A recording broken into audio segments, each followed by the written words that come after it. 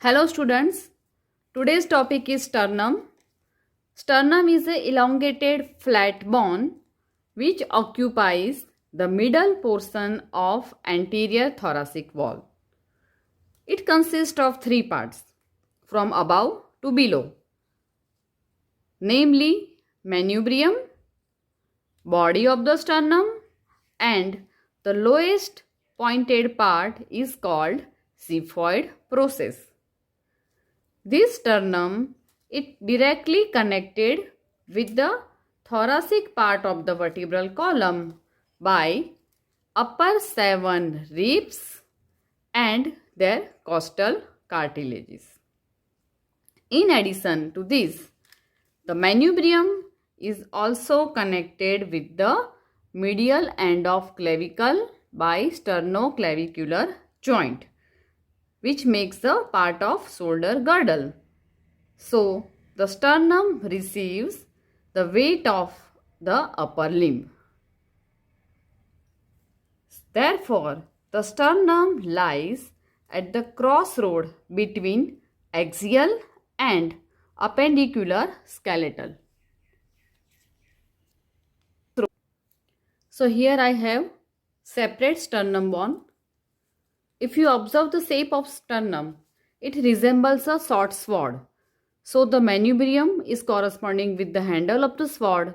The body of the sternum resembles the blade of the sword, and this xiphoid process, it resembles the point of the sword.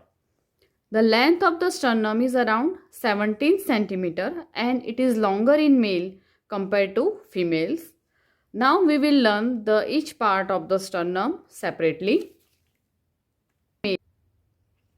Manubrium, or it is also called prosternum. So here I have a separate manubrium and the body of the sternum. As you see, the shape of the manubrium is roughly quadrilateral and it is the thickest and strongest part of the sternum.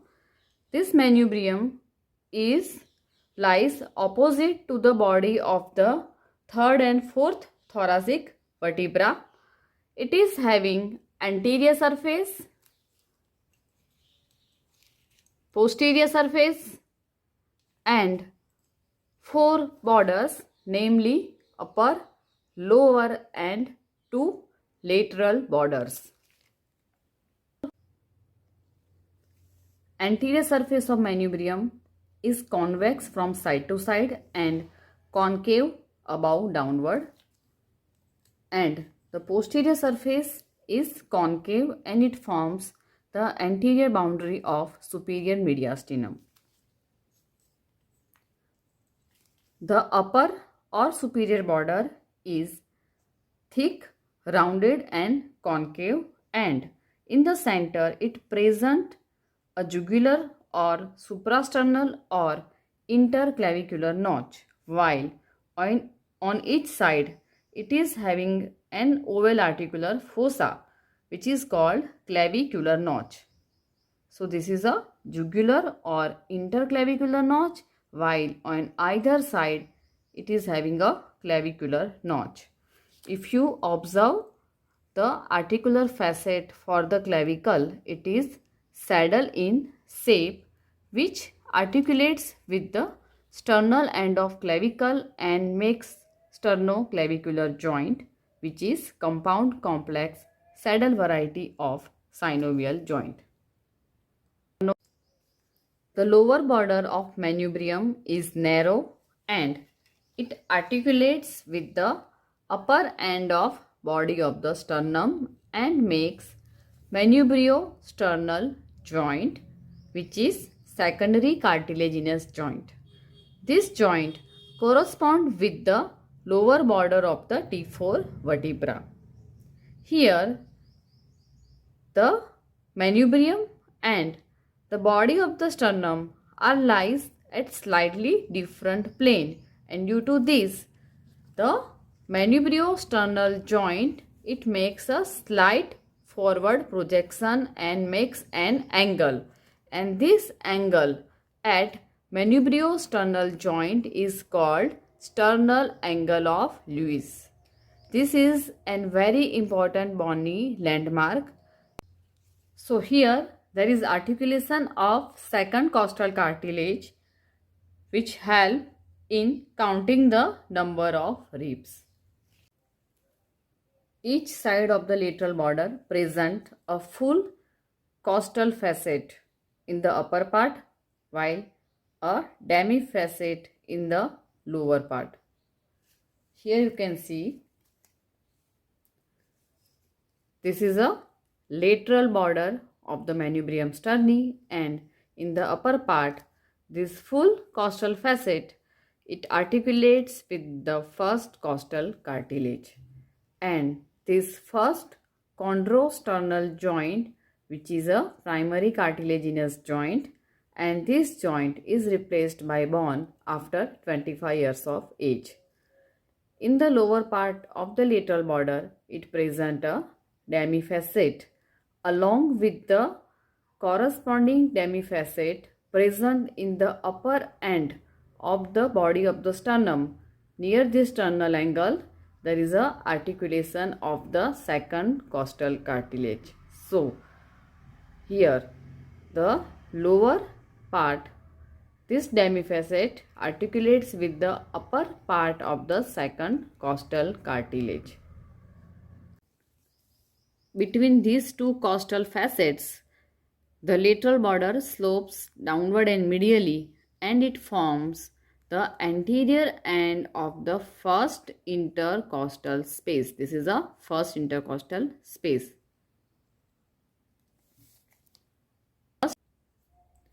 The body of the sternum is also called mesosternum. It is longer, narrower and thinner compared to the manubrium. This body is formed by fusion of four sternal segments called sternibri. The body lies opposite to the bodies of 5th to 8th thoracic vertebra. The width of the body, it is variable due to scalloping of the lateral border by costal notches, but it is widest at the level of the 5th costal cartilage. The length of the body of sternum, it is twice compared to the length of manubrium. Body of the sternum presents anterior surface, posterior surface, upper end, lower end and two lateral borders. The upper end of the body of the sternum is oval and articulates with the manubrium at sternal angle, and it lies at the level of lower border of T4 vertebra. The lower end is articulate with the Ziphioid process at the ziphisternal joint, which correspond with the intervertebral disc between T8 and T9 vertebra. Here you can see this is a pointed Ziphioid process. Each lateral border, it presents 4 full costal notches. This is a costal notches for 3rd to 6th costal cartilage, and near its upper and the lower end, it is having a demifacets. This upper demifacet articulates with the lower part of the second costal cartilage, while the lower demifacet articulates with the upper part of 7th costal cartilage. Here you can see the same thing. This is a lateral border, the upper end forming the sternal angle, lower end making the ziphisternal joint. The lateral border in the upper part, it having a demifacet for the lower part of the second costal cartilage. These are the full facet for the articulation of the 3rd, 4th, 5th and 6th costal cartilage, and this is a demifacet for the 7th costal cartilage. The curved edge between this costal facet, it forms the anterior limit of the intercostal space, and this margin it gradually diminishes as you go downward because of the crowding of this costal cartilage in the lower part. So in lateral view, you can see in both manubrium and body of the sternum, this is a facet for the first costal cartilage. These are the two demifacet in the manubrium and the body of the sternum for articulation of second costal cartilage. This is for the third, fourth, fifth and sixth costal cartilage, and lastly the demifacet for seventh costal cartilage. So this is a lateral view of sternum, and you can see this is a projecting sternal angle.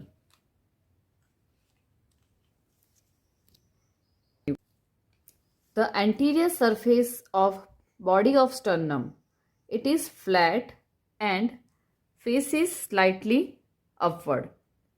It is usually marked by three transverse ridges which indicating the site of the fusion between the four sternal segment called sternibri. The posterior surface here, it is concave and it is also having a three ill-defined transverse ridges. Xiphoid process is the smallest and most variable part of the sternum. It is also called metasternum. It may be triangular with pointed caudal end. It might be flat or bifid. It may be perforated or may be deviated towards the one side or curved anteriorly. This xiphoid process, the upper end, it makes the primary cartilaginous joint with the body of the sternum. It is cartilaginous at first, but in adult it may be ossified near its upper end. This xiphoid process lies in the floor of the epigastric fossa. Now we will discuss the muscular attachment and relations of manubrium, body and the xiphoid process of sternum. So first of all we will see the muscular attachment. So here on the anterior surface of manubrium and the body of sternum on either side, it gives origin to the pectoralis major muscle. So this is the attachment of pectoralis major. On the upper part of the anterior surface of manubrium, it gives origin to sternal head of sternocleidomastoid muscle. This is area of attachment of sternocleidomastoid muscle. On the posterior surface, behind the manubrium, in the upper part, it gives origin to the sternohyoid muscle, and in the lower part, origin to the sternothyroid muscle. While on the lower part of the body of the sternum, on the posterior surface, on either side, it gives attachment to sternocostalis muscle. On the lateral surface of the manubrium, the area between the costal facet, it gives attachment to external intercostal membrane and to the internal intercostal muscles. This suprasternal notch or jugular notch, it provides attachment to the lowest fiber of the interclavicular ligaments. The margin of the jugular notch provide attachment to the investing layer of deep cervical fascia. This fascia split into two and enclose a suprasternal space of Burns. The facet for the articulation with the medial end of clavicle, it provide attachment to the capsule and anterior and posterior sternoclavicular ligament. Now we will see the relations on the posterior surface of manubrium and body of the sternum. The posterior surface of manubrium forms the anterior limit of superior mediastinum. This surface is overlapped by anterior margin of both the lungs and pleural sac. This line, it is extend from the clavicular notch to the middle of the sternal angle. So this is a line where it is related with right and left lungs and pleural sac.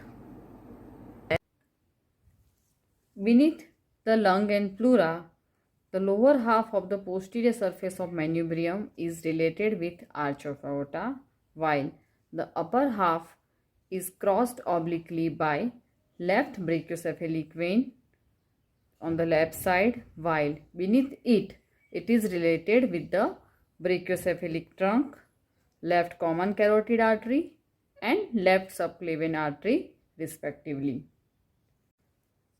Posterior surface of body of the sternum. On the right side, it is related with the anterior borders of right lung and pleura, which extend vertically to the right of the median plane along the entire length of this surface. In the similar manner, the anterior border of the left lung and pleura, it is related with the upper half, or we can say upper two segments of the body of the sternum, because the anterior border of the left lung, it is deviated towards the left at the level of fourth costal cartilage. Due to this, the upper half of the body of the sternum is related with the left lung and pleura, while the lower half of the body of the sternum, it lies in direct contact with the pericardium, which is enclosing the heart. So, the right lung and pleura are related to the right half of the posterior surface of manubrium and body of the sternum in the entire extent, while the left lung and pleura are related with the posterior surface of left half of the manubrium and only the upper half of the posterior surface of the left side of the sternum. The lower half of the body of the sternum on the left side is related with pericardium. Attachment of the xiphoid process, as it forms the apex of the infrasternal angle over here, it gives attachment to the very important muscles. The lower end or the tip, it gives attachment to the linea alba, and the lateral border provides insertion to the aponeurosis of internal oblique and transverse abdominis muscle. The anterior surface, it gives attachment to the aponeurosis of external oblique and rectus abdominis muscle, while the posterior surface of the xiphoid process, it gives attachment to the lower part of sternocostalis and sternal origin of the diaphragm. The subdiaphragmatic part of the posterior surface of xiphoid process is related to the left lobe of liver, which is slightly left to the falciform ligament. Rarely, the sternal slip of diaphragm are congenitally absent, and a foramen of the Morgagni, which appears between the xiphoid process and the rest of the diaphragm. Through this gap, there may be presence of retrosternal diaphragmatic hernia. Ossification of sternum. The sternum is developed by the fusion of the two sternal plate, which is formed on either side of the midline. The fusion of the two plate take place in the craniocaudal direction. The primary center of ossification from the manubrium and also for the each sternibri. For the manubrium, this center appear around 5th month of intrauterine life, and the center are 1 to 3 in number. For the first and second sternibri, there are single center of the ossification, and it appears at the 5th month of the fetal life, while there are paired center of the ossification for the third and fourth sternivori, which appear around 5th and the 6th month of the fetal life. The fusion of this sternivori start at about puberty and is completed about 25th of the year. The Gifford process begins to ossify in the third year and fuse with the body about 40 years. The bony fusion between the manubriosternal joint may take place about 60 years or after it. Due to defect in the ossification, there may be presence of sternal foramina between the third and fourth sternivori, but it does not bear any clinical significance. The clinical importance of the sternum. The first one is a sternal puncture. It is done to obtain bone marrow for examination. Sternal puncture usually done in the upper half of the manubrium to prevent injury to the arch of aorta, which lies behind its lower half. The second one is sternotomy or splitting of sternum. This process is done for the surgical access to the middle and superior mediastinum. So sternotomy is usually done for the cardiac surgery. The last one is a ectopia cordis. It is a rare anomaly which occurs due to non-fusion between the two cartilaginous sternal plates. In this anomaly, heart is exposed to the exterior. So, we have completed the journal features, attachment, relation, ossification and few important questions regarding sternum. Thank you all of you.